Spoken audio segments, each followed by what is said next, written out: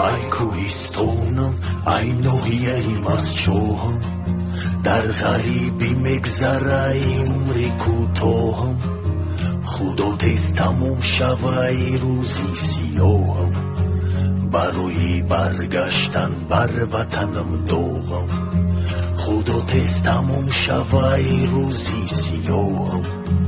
برای برگشتن بر وطنم داغم. سلامی غریب و بر ناحیه‌ام از چاه،